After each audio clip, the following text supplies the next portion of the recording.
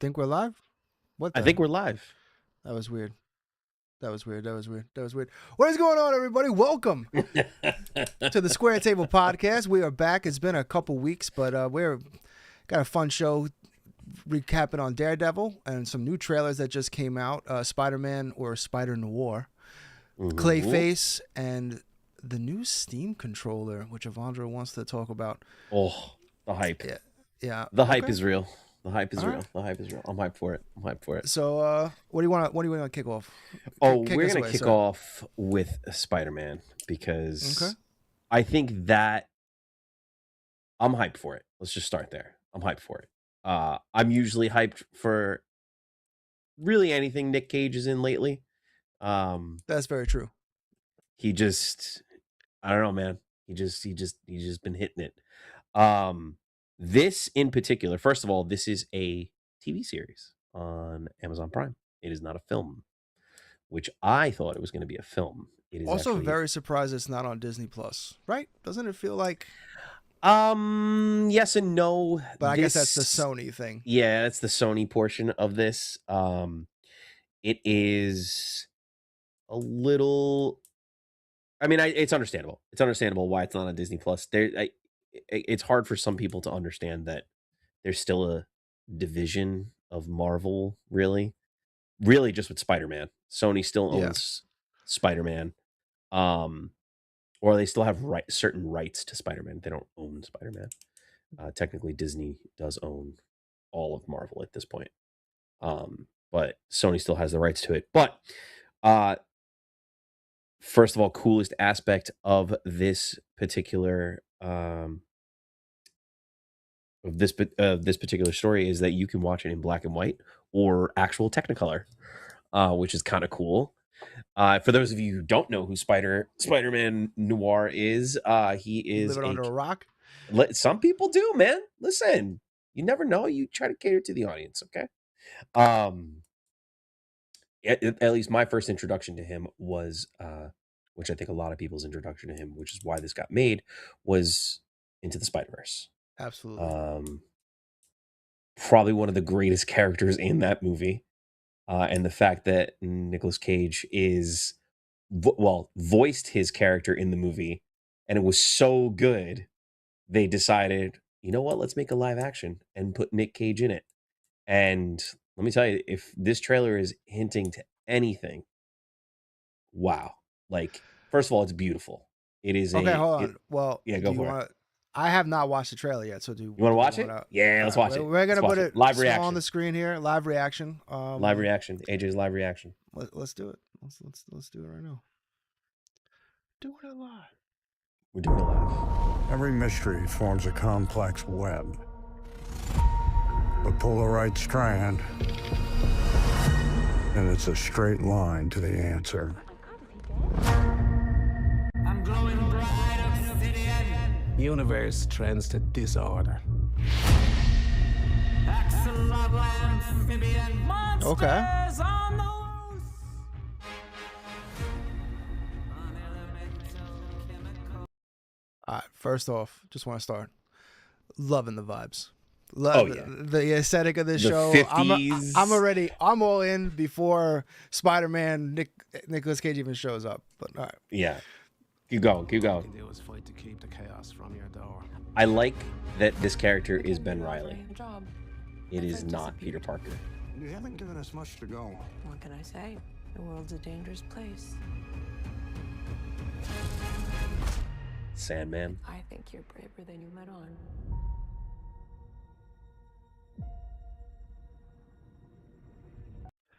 on. First off, is it just me or did they make him look older?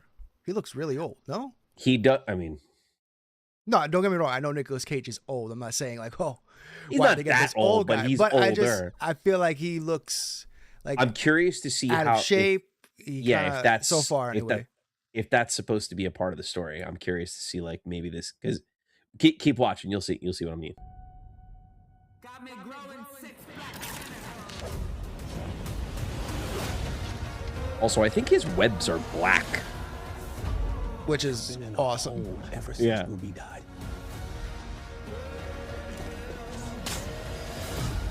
We're His webs are definitely black. Maybe we can They are, work right? Okay. together. This is your chance to put that shovel down. So what are you waiting for? Let the Okay. best man live. Mm-hmm. So I can't figure out if this is Electro or someone else. How would it not be Electro? It could be Shocker. I know Shocker has gauntlets, but still, like maybe it's their Yeah, he doesn't play on it. He doesn't actually send electricity out to anybody. Like But he shoots fucking electricity. he doesn't do that. You know. I don't know. I think what's in front of that guy? Is it gauntlets on the floor in front of him? I don't know. I can't. I think it's just bags of money. The people could use a hero. Fighting. Is that Man Spider? Yeah. What was that? So that's what I thought that was. That's what I thought that was. I also don't know who that guy is. He's the best. Like who he's supposed to play. What happened to your face? I walked into it. Also, I think they went the route of I can make my own webs. How many times?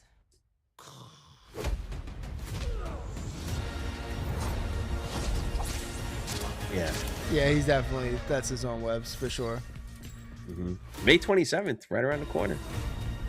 And you can watch it in authentic black and white. Relax now. Yes, it sounds crazy, I know. Typical Nick Cage. Okay. Real quick. Are you watching it black and white or color? Because I have to say both look great. I'm 100% watching it in black and white. I might watch it both. I'm gonna watch my first through black and white. If it's good enough for a replay, I will absolutely watch it in color. But yeah, that I don't know. I'm partial to really Technicolor. It looks because it's not just like your standard they're using actual Technicolor, which is like, bro, like you busted out those cameras from the closet, you know. Yeah. I don't know. Everything old is new again, baby. I know. Project Hail Mary to Technicolor. Yeah, because people are realizing like not everything has to be this crazy, innovative. Like, oh my god, it's gotta like. Well, yeah. Why does everything have? You know, doing everything digitally, from coloring to lighting to like it just it does not but give you that same vibe. So I'm very happy to see that everyone gave it a shot, and I think it's finally coming back like to an end where you're going to see a lot of filmmakers going back to, wanting to make the films as beautiful as possible as opposed to as fast as possible, if that makes sense. I think what people are finally realizing is that you're supposed to be able to, when you watch a film or a TV show or you watch a story take place, especially a fictional story, you want that suspension of disbelief. You want to forget that you're watching a movie. You want to be so enthralled by that story that you don't even look at your watch and see how much time is left. Like you want to be immersed.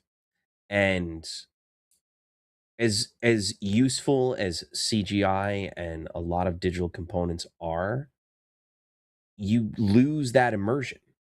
Yeah, you still enjoy the movie, I think, or you still enjoy the show, but you lose some of that immersion. Yeah. It's the same thing with like 3D animation and 2D animation. I think we're seeing a rise in a lot of 2D animation shows. Invincible, Legend of Vox Machina, like these are all I'm sure digital is used, but it's not 3D animated shows. You're looking at like these 2D animated shows. Val's been watching that Star versus the Forces of Evil, and that's a 2D animated show, and it's fantastic. Dude, Star is so good. But like I think this trailer is another stepping stone. Like we talked about Project Hail Mary and how practical effects made their way back into making that film great. I think this is another step in that direction of just telling a really good story and really not focusing on the crazy digital special effects, but like, give me that scene and let me see the real visceral reactions of these actors. Like, these actors are putting on a show for you. Let me, like, I go back to that. I go back to Die Hard when Alan Rickman was dropped off the roof of the Nakatomi Towers. They really they dropped him for that stunt. He didn't know that was going to happen. So his slow motion reaction is real. Like, that is really him falling. And I know it's an old movie. I know it's an old movie, but he only fell like, I think 10 feet, not even. They dropped him in like a giant thing, but he really fell and they caught his reaction. And I think that's great. Ryan Gosling's reaction in the scene when the astrophage is just going through him, that was all practical effects. So that's all really him reacting to that. He's not reacting to nothing. I can't remember if it was Goodfellas. No, I don't think so. I think it was Casino, where the director basically flat out told De Niro, like, I want you to punch him for real to get a better reaction at a Pesci. So there's a scene. I hope I'm getting the movie right. I think it's Casino. There's a scene, and I think you're right, because I don't remember that in Goodfellas. Yeah, he. So that's just real, and sometimes it's crossing the line, especially when the actor doesn't know. Hey, so what's happening today on set? Well, stand right over there, and we're gonna kick you off now. Bye. Roll it, like no one wants that. So that, I think that's more of why you don't see that anymore. Like, Yeah, no, I know there's definitely lines, but in terms of creating real reactions, I think you can tell the difference when something is acted and when something is real. I'm excited for this. I think this is a unique story.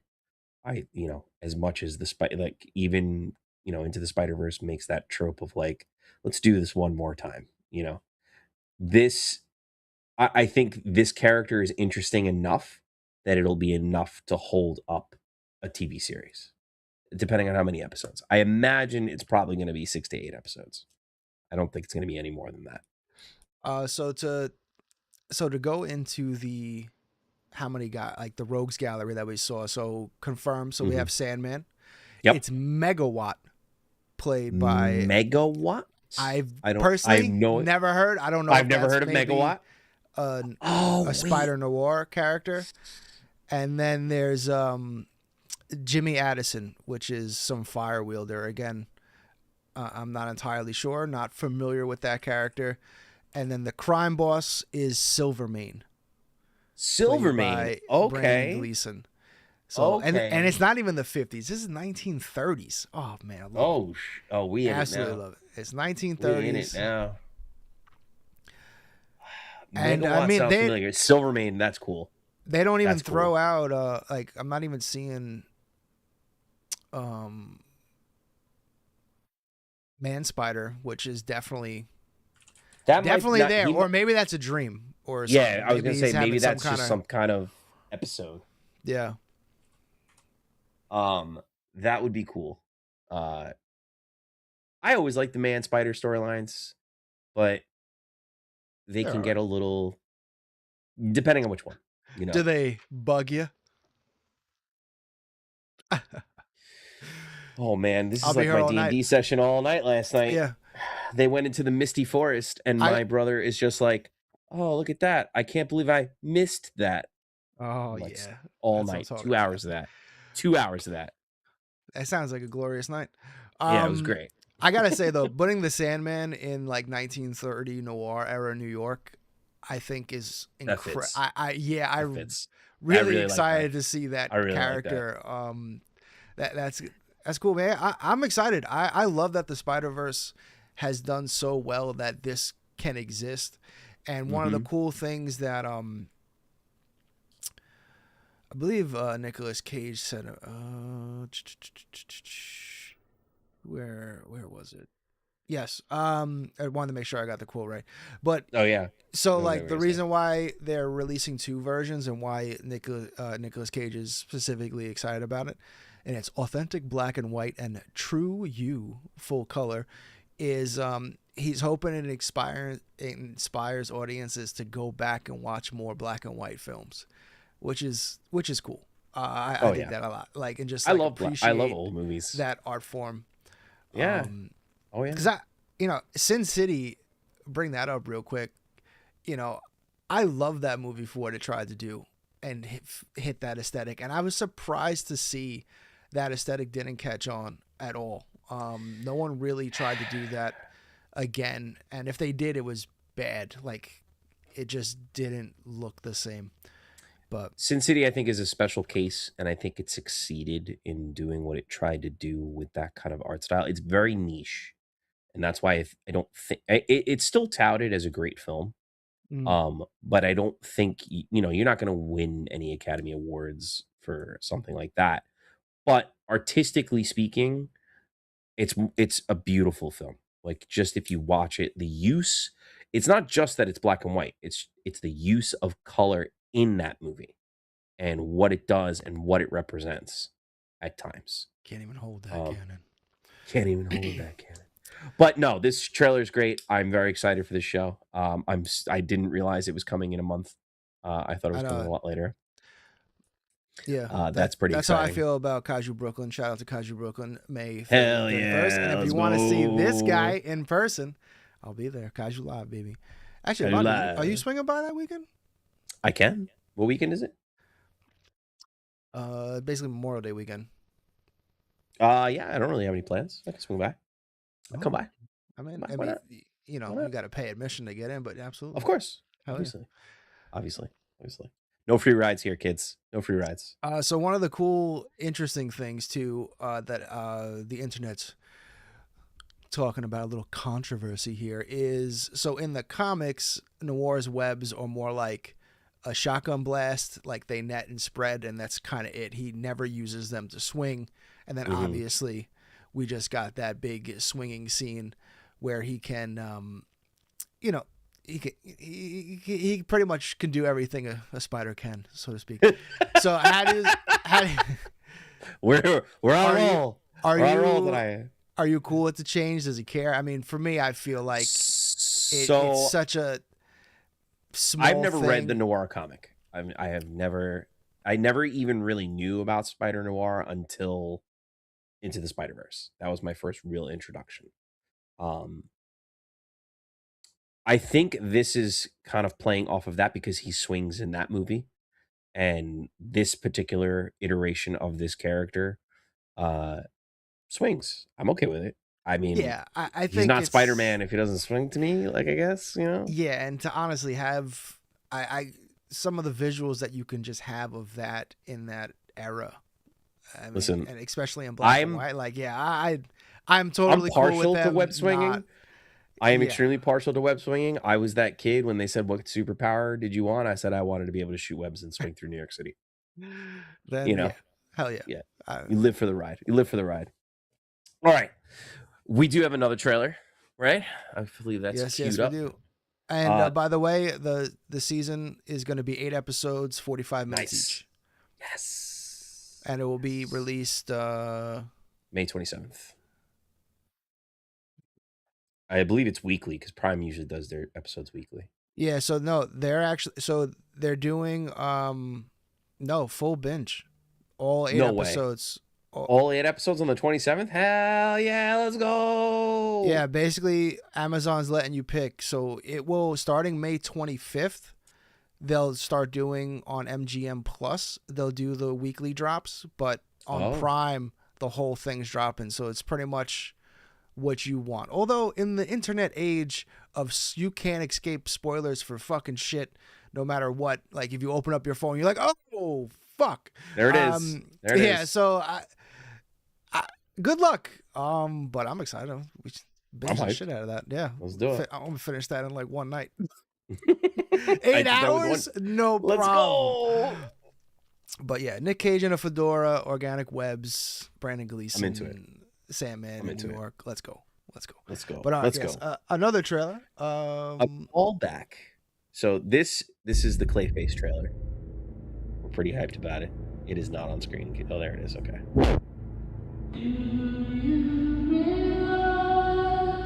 First of all, the music they use for this trailer is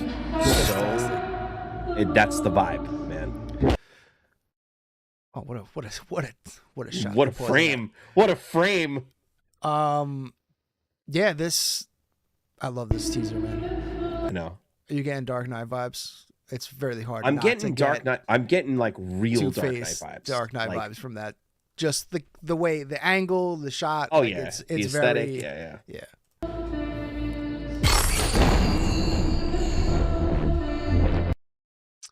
You see a little face dip there, a little face dip.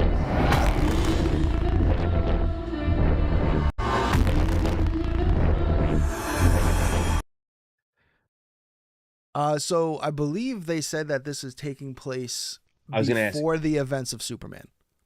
Is that what it is? Okay, so this is in the DCU. Yes. It is.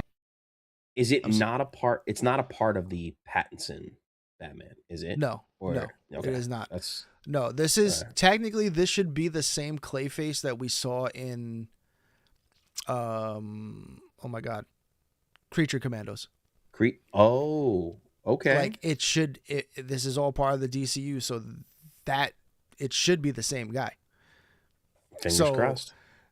If he looks like that, because they don't give us a full reveal of what he looks like. If he looks anything like the animated version, I'm gonna be fucking so hype.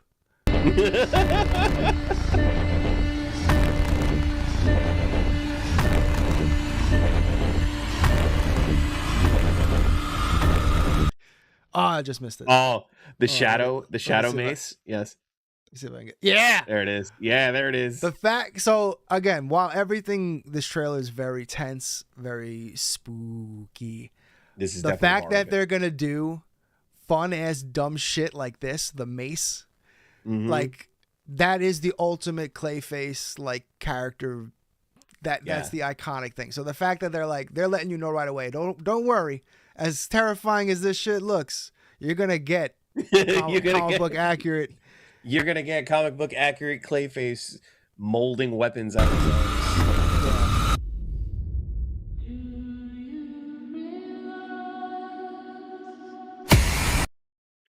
That's so creepy. All right, I hate shit like that. Hold on. I got so creepy. Real quick. Hit me. How much? Because this is the first thing that I thought of. First thing that I thought of when I saw that. Now, all I want is for them to introduce the question in the DCU. Oh my God! Because when I see that, put a hat on that man, and that's the question. So the problem I have with characters like the Question and the Watcher are just like, dude, like he's just a detective. That's all he is, wearing a mask. That's all he's doing. He's just is he wearing a mask? Have they confirmed that? I'm almost positive it's a mask. Oh, no, I gotta look that shit up. You got me. All right, finish the teaser first. The teaser first. Yeah, my bad.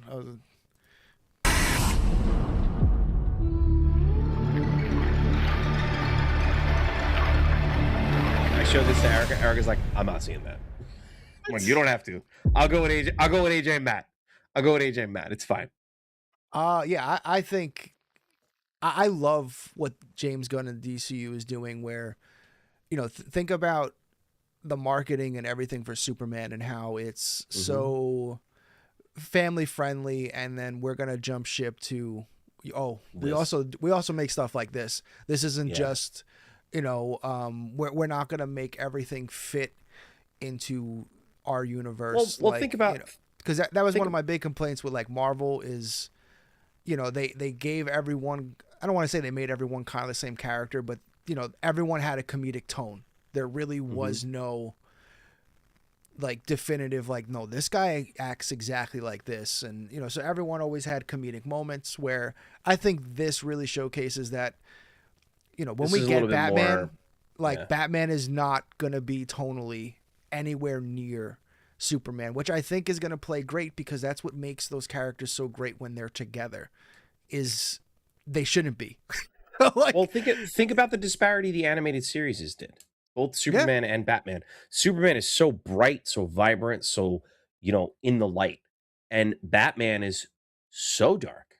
I was watching Batman the animated series with Val more recently, and I'm realizing like there's some pretty terrifying moments in this show.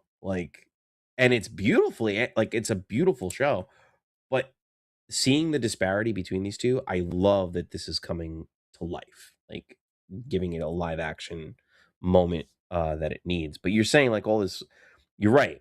We don't need Superman is so like family friendly. It has the redemption. It has all these, these things that you want to see in a hero. I think Creature Commandos takes it to that like comedy where it's just so vulgar, like that vulgar comedy that makes everything funny but still gives you a good story. And then you have shows like Peacemaker that kind of mix in this just over the top, like Yeah, just like all the stuff that he does in that show is just so over the top. The drugs, the murder, all this stuff, and still makes it funny, but still all of these characters are so interesting. Like you're here for that ride. There's nobody where you're just like, this sucks. Like in Creature Commandos, I think Frankie is my favorite character just because I recently read Frankenstein and I'm like, this is Frankie. Like this is who this creature is. Like this is him. He's just like this insane, like sadistic creature. And that's what he is in like the original book. But this is more in a modern style. Like the fact that you could take a character like that and make him likable, I think says a lot. I think James Gunn is just he finally has freedom. Like let me cook. Let me cook my meal. well, I think another good point about this is it's Mike Flanagan doing a DC body horror movie, and if you're on like he did Doctor Sleep, which I still haven't watched, but he's got a pretty good track record. He's done a lot. He's Yeah. done a lot. And the interesting thing is it's produced by Matt Reeves, who does the Batman. So I think that's why a lot of people get confused and think that it's possibly in that universe, but it is confirmed to not be. Okay, good. Yeah, Because I heard the room. I remember when they were starting talking about a Clayface, like just doing Clayface and where he would sit. Is he going to be in the Robert Pattinson Batman? Is he going to be in the new DCU universe? Like, where is this character going to sit? I love Clayface is one of my favorite Batman characters. I also think, I love Clayface. Clayface is one of my favorite Batman that characters is of all time. still to this day one of the best animated series episodes in terms of animation. Oh yeah, that scene at the end where he's in his trailer and he starts like if they bring that scene to life in live action, oh god, the rest of the movie could be absolute dog shit, and I'll still be like, this was great. This is great. But that's what makes him a great character. Like Yes. in general, like not only is he this like monster, but he just doesn't know how to cope with himself and what he is. But at the same time, he could become anybody he wants, and like he takes that to heart. And like you see it in that episode where he's just like it's just such a existential moment of like life and how like your brain just like what is it like, does he even have a brain? Like what is it anymore? He's just mud. It's he's an interesting character, and I'm really glad to see him come to life like this. Yeah, Gunn literally described it as a true and psychological body horror and gross, which is just so we're getting a Cronenberg movie. So I got a question for you. So, do you want this to be like more like Darkman, or do you want this to be more like The Fly? Ooh. So I kind of want to mix both. I Just blend that shit love together. Darkman. I saw Darkman as a kid, never knew what it was. Thought it was great. Liam Neeson at his best. I was gonna say Liam Neeson. Yeah. Liam Neeson at his best. There's been talks, rumors in the air. Stop. Don't play with my heart. Don't play with my heart like that. Whispers. Don't play with my heart like amongst that. the If you internet. bring Darkman back, listen. Liam I just want to Neeson live to to see it. return. No, stop. Don't. No, you can't just say things like that. With Sam Raimi too. Everyone back. Oh Everyone my back. god. I'm just saying. I've heard whispers. Give it back to me. I've seen. Give it back to me. I've seen the AI. I'm gonna go watch that generated trilogy text. right now. I'll put it in the PS5. I'm gonna watch that. He's DVD only in right the first. now. He's only in the first one, right? He's only in the first he's one. only in If the you ever watch the two that come after the original are awful, so bad that the course. third one uses scenes from the second movie as like to stock progress the footage. story. Beautiful. It's not even stock footage. It's literally the exact same scene from the second movie. They just put it in the third movie to do the exact same thing. They're so bad. They are literally like so bad that they're good for people that want to watch it. So Not good. you want more of a Darkman vibe? Yes. I I love gonna. that vibe. I love that vibe. I think a mix of the two, but if I had to pick just one, I would want to lean towards The Fly because, like you said, what character, like if you were ever gonna be like, all right, we're gonna try to make a horror, and again, gonna use the word gross, like body horror type of villain movie. I mean, I would want it to go all the way and go into The Fly, where it's just there are scenes where you just you can't even watch. Yeah. Yeah. Um, But at the same time, he's still a Batman character. Like, you really want to go Yes. like that dark with it? Like, you think going that dark would why not? benefit the character? Well, I mean, at least in the origin of it, because I mean, until he really comes to terms with what he's become. But Mhm. yeah, in the beginning, go as dark as possible. But that does bring up a point. I'm very curious how you feel about this because Sony has tried this a bazillion times, and DC has tried it with Catwoman and stuff. But Sony sorry, has what movie? tried a movie that doesn't exist. So Sony has done this with so many Spider-Man characters, but without Spider-Man. We got Venom, Craven. I can go. We can just keep going down the list. Obviously, Morbius. Venom. So got Venom 3 is movies. the only Venom is the only movies not that great. actually they're fine. They're fun. They are but they are do nothing. fun movies. I think Tom Hardy as Eddie Brock was a great choice. Yeah, That Venom. and I think Venom as the character is big- fantastic. yeah, Venom is big Plot enough points in those movies to do it. forgettable. Yeah. But is this gonna be that same type of thing where like you're doing a villain movie? Not to say that it can't succeed because we saw it succeed with the first Joker movie. Mm-hmm. But yeah, will this movie be able to achieve any type of legs? Because I think it will have a good opening weekend because a lot of people are going to be very curious to see how this plays out. But again, for general audiences, you are kind of going with a more obscure Batman from the Rogues, not someone that everyone would be familiar with. Although, I mean, I don't know. Maybe I'm selling him short because between the animated series and then the Arkham Asylum games, which he played a pretty big role in, Mm-hmm. most people, if you're a Batman fan of any kind, should know who Clayface is. I agree. So, but do you think these movies will, or there's a chance that this movie can fail just because of there's no Batman, just like Craven and No, Mobius failed because there's just no Spider-Man? no, I think those movies failed for other reasons. Not because there's no Spider-Man. I think this movie does it have the possibility to fail? Yes. Because you are taking like you said, a character that is not widely known by general audiences. But then again, a lot of Batman villains I don't think are. Really, people know the Joker, maybe Mr. Freeze. But a lot of you start talking about like random Batman villains, Hugo Strange, like all these random obscure villains. I think Clayface is more predominant than, let's say, Strange, but I think it has potential. I like the aesthetic of it. I like the look of it. I like that it's horror.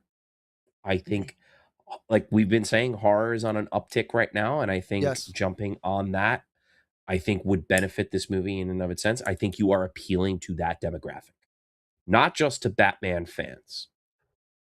I think you are gonna turn away some Batman fans, and they'll be like, "Oh, it's too gross, too dark, too bloody, too whatever." I'm okay with it. Give me something new. This is something new. Like this is because I don't think Batman's been cast. But do I you want Bruce Wayne to exist, or do you want Bruce Wayne and Batman to exist in this movie at all? Again, they don't just talked about. Maybe a I'm whisper okay with them of the talking Batman. about it. Yeah, Yeah, sure, I think that would be really cool to lead in, You're where really like trying to- Batman is talked about, but not prominent enough where because I don't, you got to figure this is going to be obviously a psychological thriller type of movie, and they're going to focus a lot on him. So, and we are getting, because there are two different clay faces, but we are getting Matt Hagen, the whole rising, he's a rising actor. He gets disfigured, and, and he's trying to get Goes back to an on experiment. top. It looks like he goes to an experiment to try to see if they can fix his face. And has several procedures, and it's just then eventually, he becomes what he becomes, which I mean is great. I mean, in terms of they're not trying to change anything. That's exactly this guy's origin.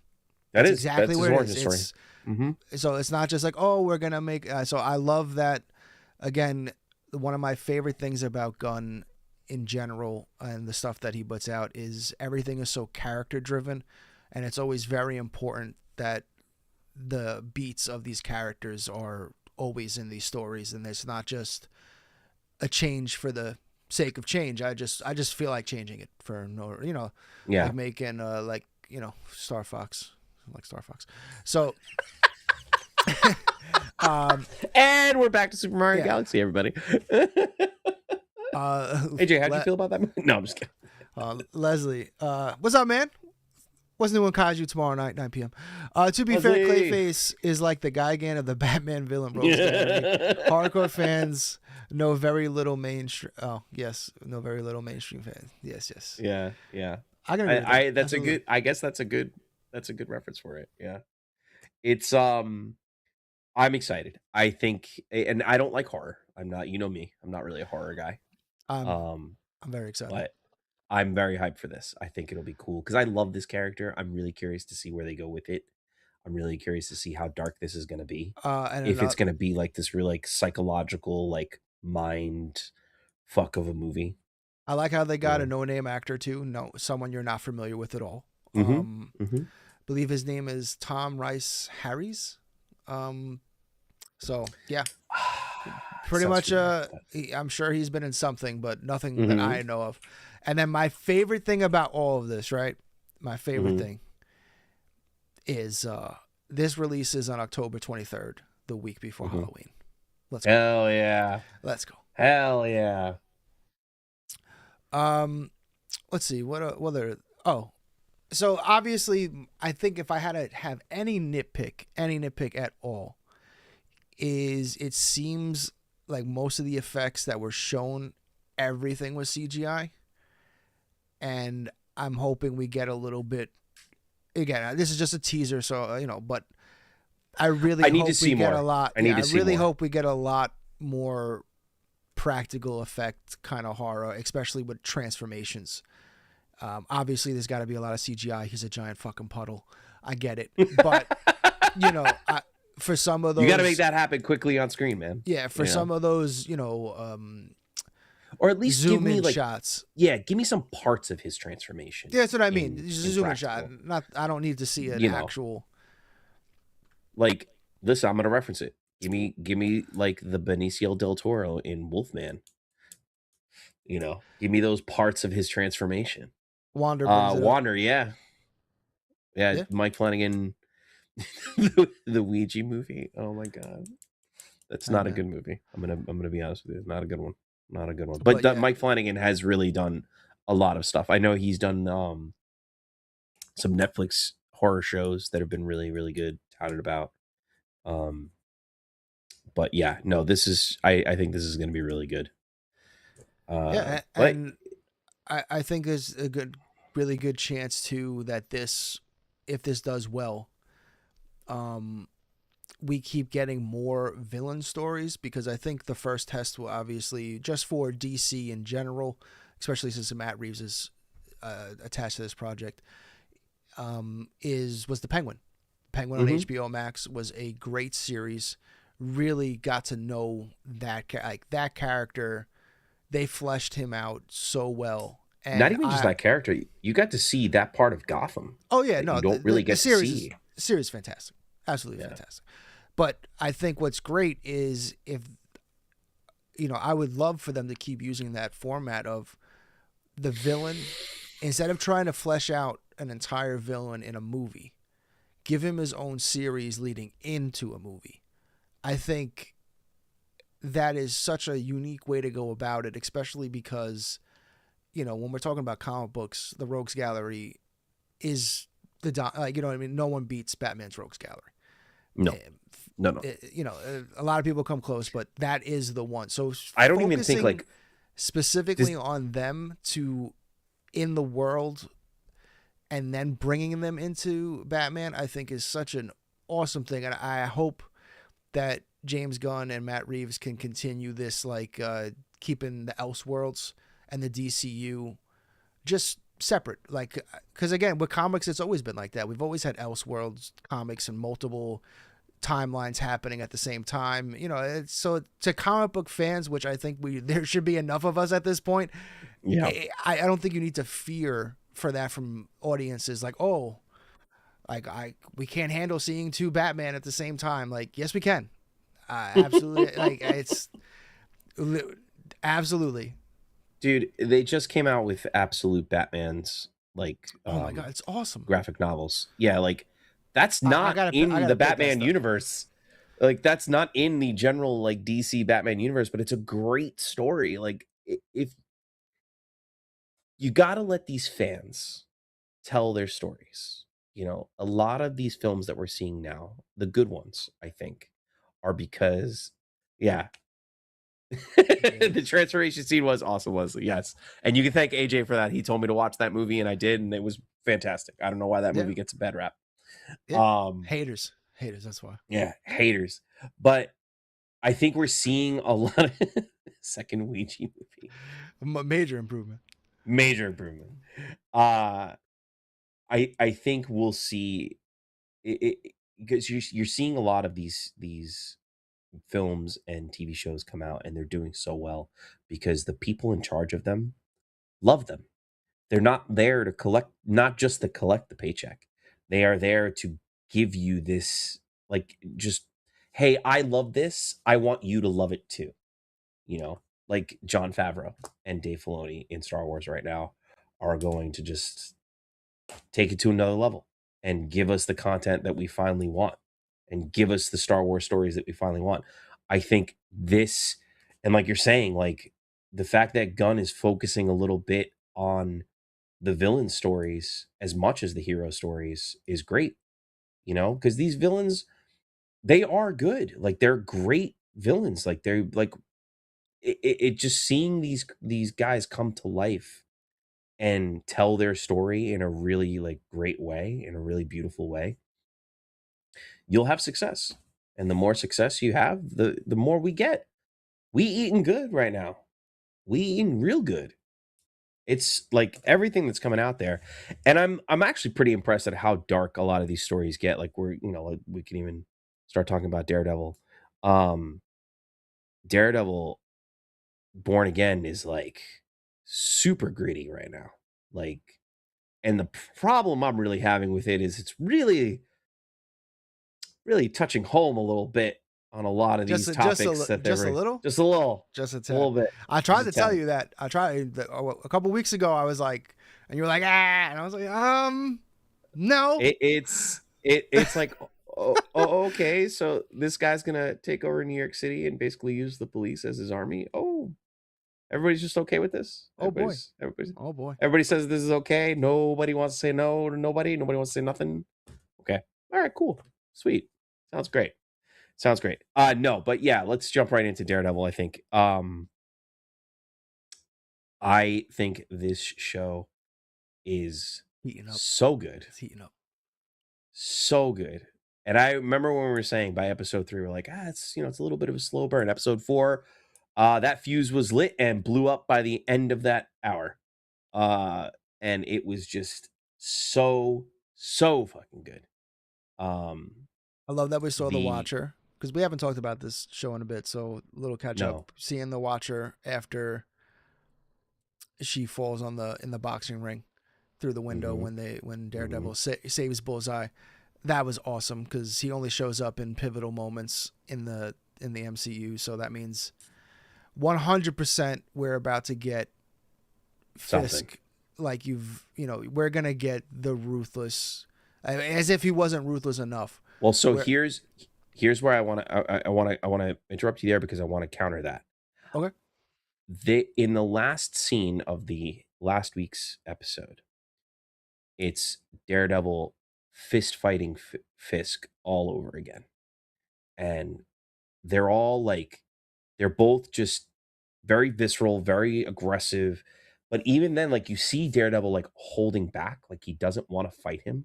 At first. But at the same at first. At then first. and then the batons come out. Yeah. The batons fucking come out and he's like, I'm ready to go. Let's do this. And then they just kind of stop. Like Fisk pulls up a chair and just like, Which, by the way, that the cinematography of that scene, where he's sitting in the chair and then you just see the horn shadow come in. Yes. Which is actually oh my God, that shot is a Daredevil comic book cover, by the way. So yes, fucking that's amazing. Fantastic. Continue. I love when shit does that. I love when any DC, Marvel, anybody that does that. The moment you give me a comic book fucking frame in a show or a movie, I'm like, yes, absolutely, yes. Oh, it's so good, so good. But yes, no, Daredevil. First, let's talk. The acting has just not gone downhill at all.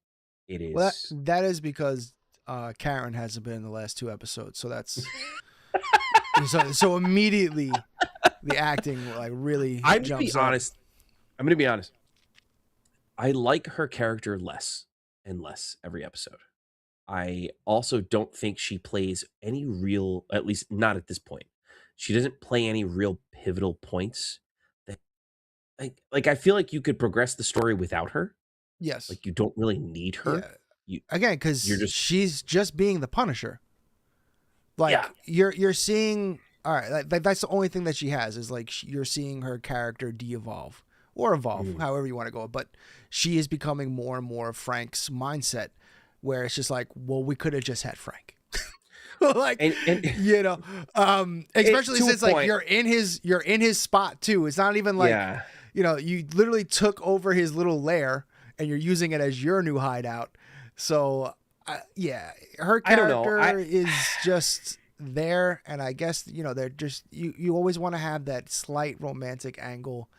I get that. And then it might be just me.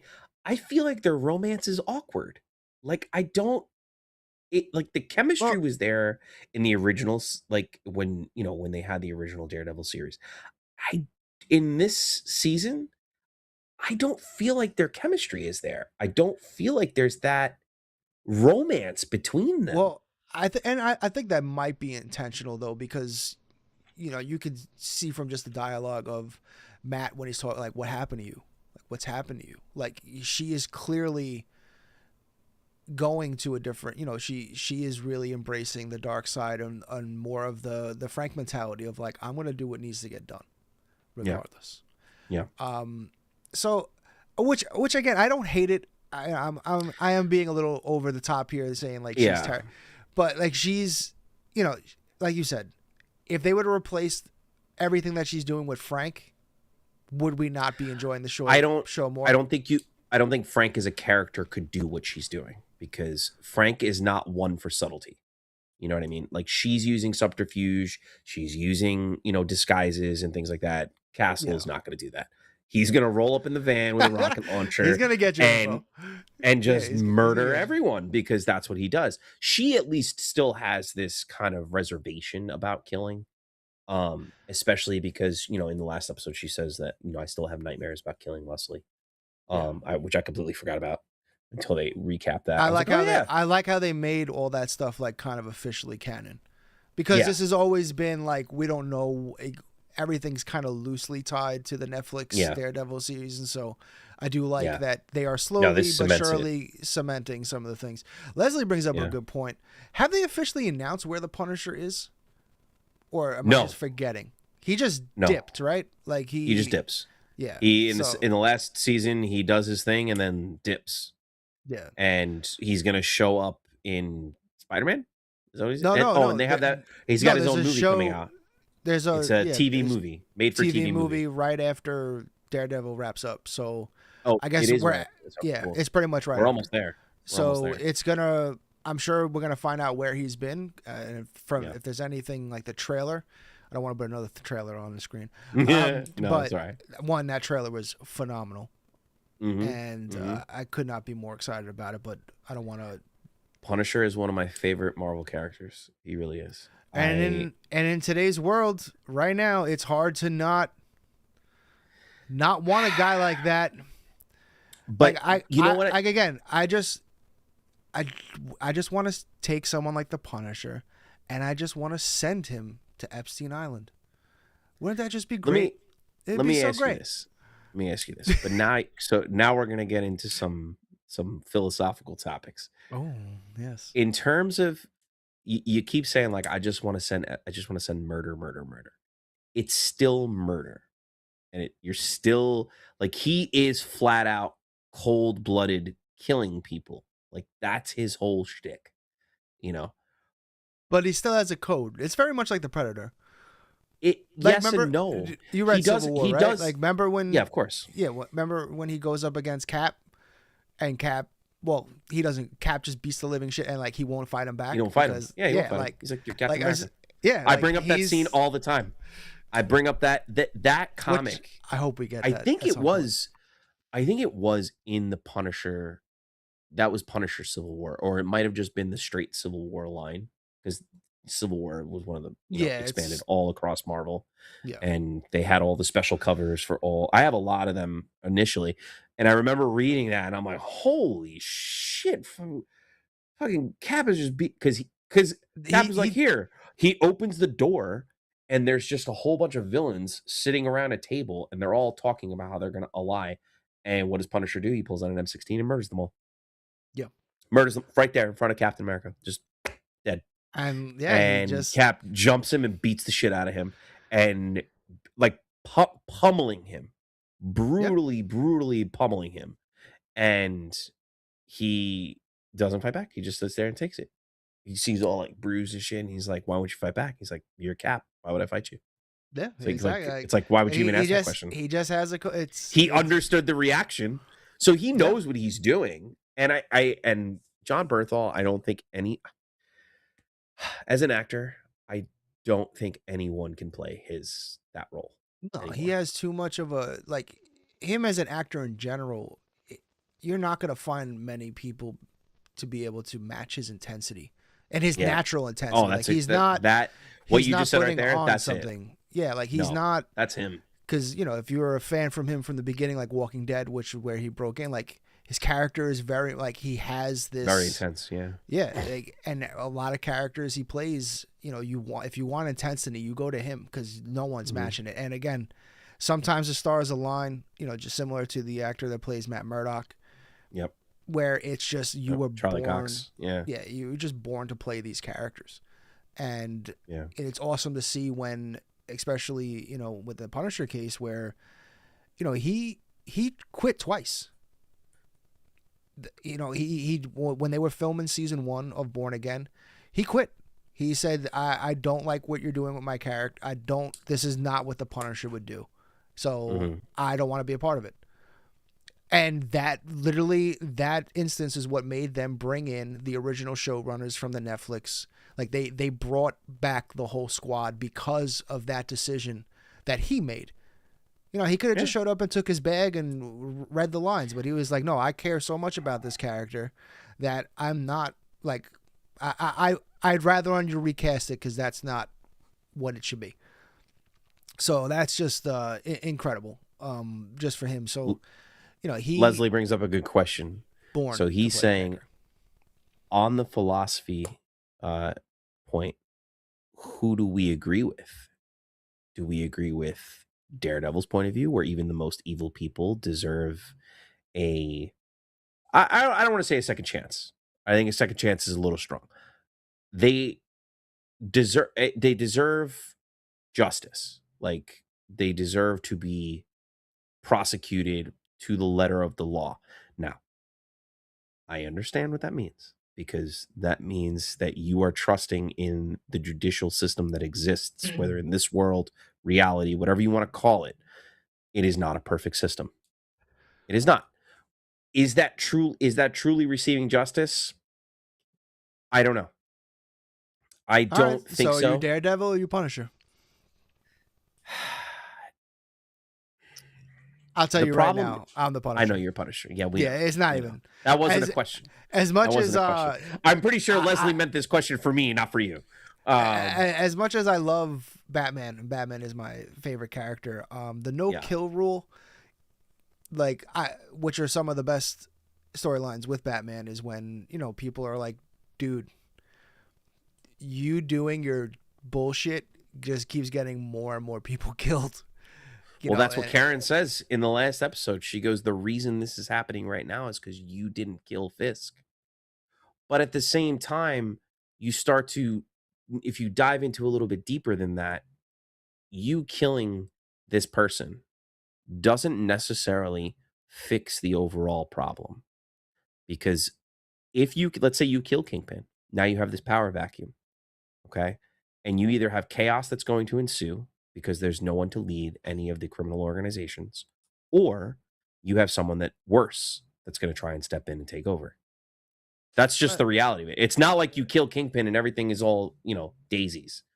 It's yes, always the worry Kingpin that is indirectly could be worse. involved. Yeah, indirectly involved in a lot of criminal activity. You know, that You still haven't answered the question, by the way. it's probably going to be Daredevil, man. But And look, there's no bad answer here. Like, you're literally on, you know, and I think what makes, you know, and this is why Batman and Superman work so well, and this is why Daredevil, Punisher, when they're on screen together, are the chemistry and the dynamic is just jumps at you, because they're both. It's very easy to understand both sides, because at the end of the day, they both believe that they're doing the right thing, and it's hard to argue that, because like both sides make sense. So it really comes down to where is, you know, I think it really comes down to what can you live with. yeah, Where, you know, Daredevil I think that's a great way to lost- say it. Yeah, Yeah, Daredevil hasn't lost everything, whereas Frank, everything was taken from him. So can he live with it? Yeah, because he's got nothing. Like, you know, like he's got nothing to live for. Yeah, I think that's where it lies. Is, would you be able to live with you making that decision that this is okay? And that's you know, it's scary, and it's like, what separates you from being a murderer? Because at the end of the day, if you just go by the the basic definition of taking someone else's life, you are, you know, but sometimes is it morally right to do so? And that's Leslie why says exactly. It's a complete mindfuck allowing a villain to live knowing that they're never going to change, and more people die as a result, which almost question, why does Batman even need to exist to a point? Well, yeah, he's right. That's That's always been a thing for a lot of heroes, not just Batman. Like, most of the hero storylines that we see in comics are, you are the proponent of your villains. Your villains exist because of you, especially with Batman. A lot of his villains are because he fucked up somewhere, you know, and they end up coming back to Two-Face, especially. Look at Two-Face. Like, you know what, most people argue that Batman created Two-Face. I mean, like, he does create a handful of them, but then other, you know, it's Batman, the Rogues Gallery is just great. But yeah, I've always, you know, Batman, and why it's so unique is his Rogues Gallery are almost kind of mirrors of him in a way. In some, I think that's by shape or design. form. Of course, that's what I'm saying. And I don't even know what I'm saying anymore. Like, I think what I would always love to see, because it'd be so easy to do it, and it would be a complete Elseworld thing, is, you know, you go on this whole adventure and all this stuff, and then you find out that Bruce is literally just insane, and he is in Arkham Asylum, and he's created himself as Batman and all of his rogues. You know what I mean? Like, that's how fucked up Bruce is, that if they did a story like that, I mean, it's true. You could absolutely buy it. Like, you would want to be like, yeah, this fucking guy's crazy. Like, Dude, he runs around at night dressed like a bat to scare people and then beats the shit out of criminals. There was that Like, one. that's not something a sane person does. There was this one. I forget what comic is from. It's a complete Elseworld thing, but where there was this timeline where Alfred, right? You know, Alfred is the whole thing. You know, and in this story, it was basically revealed that he's the Joker.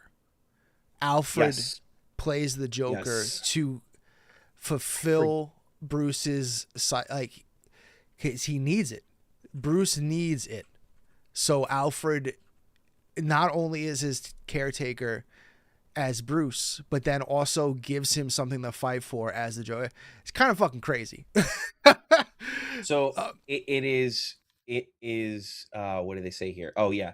So he, in that comic book line, he takes on the role of the Joker to manage Bruce Wayne's descent into madness. Yeah. Like, and again, basically totally believe it. Totally believe it. It's there. Yeah. It's there. It's there. So I've always loved that. But yeah, I'm a Punisher. I'm a Frank Castle all the way. I think Daredevil. I think sometimes you do the right thing. I think it's harder to be the hero, and I think it's easier to slip into more decisions like Frank Castle because there's no, he doesn't process anything. I still love that line. He just does it. One bad day. One bad day from me. Yeah. That is a great line.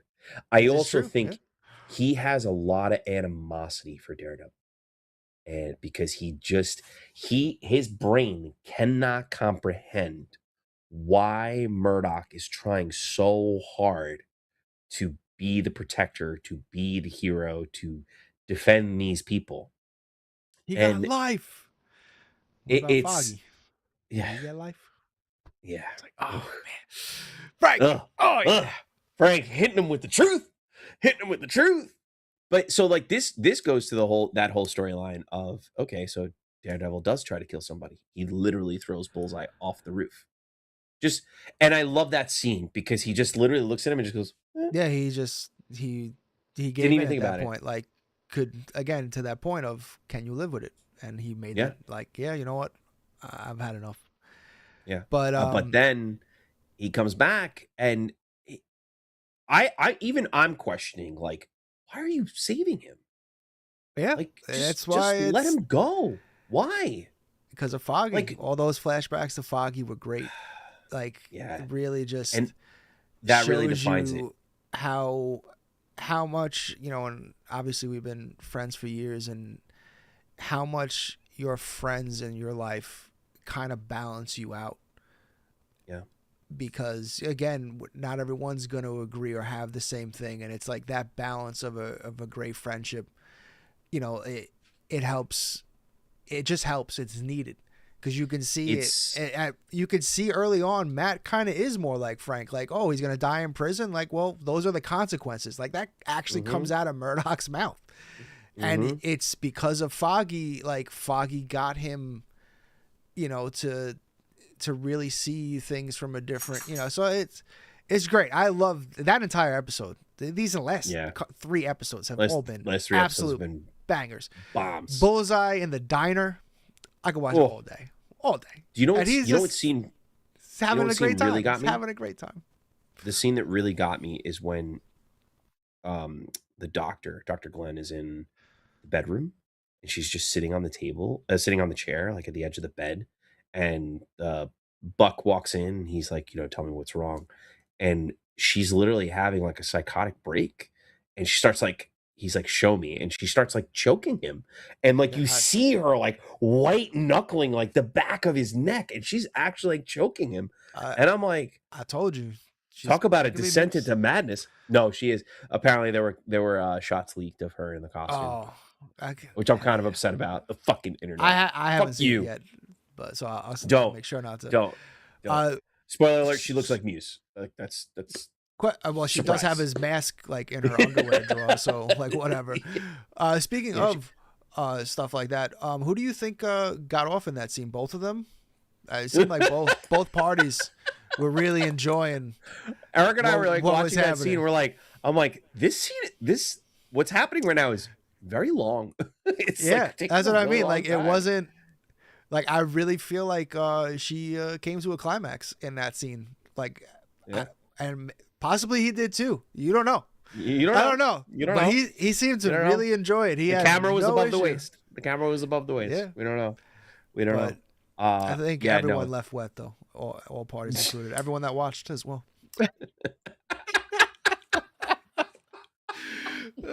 You're so vulgar. Like, oh boy. Like, what are we watching right now? It's like, this is some Oh my HBO God. Max shit right now. Holy Jesus. Anyway, Ooh, oh no, Leslie. No. I know. No. I know. Uh, I do love that line, Leslie. It's one of my favorite lines in the whole movie. I do love that It's line so too. it's so cheesy. It's so cheesy, but it's so good. And my But boy it's so Liam easy- Neeson dying again. It's so easy to. But see, like with that, man, we can go into a lot with just that. That is such a hot topic for Batman. Leslie says we're getting canceled.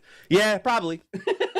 Because like I have no issue with Batman, like say like he blocks a grenade or he does, and like that is just kind of collateral damage. So like I don't really, but in that scene, he is specifically the reason why Ra's is gonna die. So like I don't know. That one is always kind of like, I like it and I don't like it at the same time. I mean, I take a lot of issues in that movie. I've watched that movie many times, many times. If you really, here, like that shot is great. The whole Falcone angle is really good. But like, I don't know, that scene, as much as I love that line, like that line is like such a cold line. Like it hits so well. But again, it's weird. It's like, it's an odd point to put it in. And it's just like, you go through this whole movie and you see him sacrificing his body for the sake of letting people live. And then he's just like, nah, I'm not going to save you. Bye. Yeah, I am still, I don't want to get into a whole Batman tangent, but it does bother me how much of Batman Begins he is always talking about avenging his parents constantly. Mm-hmm. Mm-hmm. And then all of that shit is dropped for the next two movies because it's all about Rachel. And I fucking hate it. But all right, we can. I think we should. It. We've got a long time now.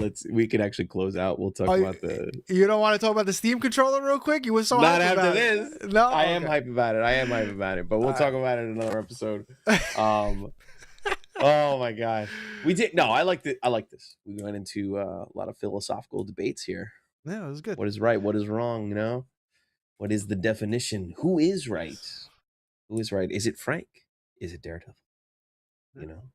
That's your opinion. Tell us in the comments below. Is it weird that I'd rather call him Daredevil than Matt, whereas with the Punisher, I actually prefer to call him Frank over the Punisher? Is that strange? I don't think he actually does. Frank actually call himself the Punisher? Yeah, you're right. I think it's just a name that people give him. He wears the skull because that's his symbol. Because it's badass, of course. I mean, it's one of my favorite symbols of all time. I do. This is the state that we're in right now. I thought we were ending the show. We are gonna end it, but I want to say, but this is like the state we're talking about it right now. I have a T-shirt of the Punisher where he's got his hands crossed like this with pistols like this, and it's just his skull, and his head is like, his eyes and nose are like in shadow, and all you see is his lips like that, like he's looking like that. Yeah. Yes, I know. What you're talking about. Yeah, I love that shirt. I don't wear it because I don't want to offend anybody because I have guns on my shirt. I have guns on my shirt. Unfortunately, I think it might actually be the Punisher symbol more than the guns. Yeah, I know. Even more now. Yeah. Now with that, I refuse to get rid of that T-shirt though. Love that T-shirt. But yeah. Well, that was a great show, dude. Yeah, love it. Dude. Tomorrow night, West New and Kaiju, 9 p.m. Leslie and I are back at it. We're talking about Monarch, and the finale of Monarch is very, very soon this Friday. I'm sorry. Leslie just writes, Oh, I'm dying to talk about the God. Superman 3 fight. You know what? We'll make that a topic next episode, just for you, Leslie. Just for yes. That's a great fight. No, I'm just kidding.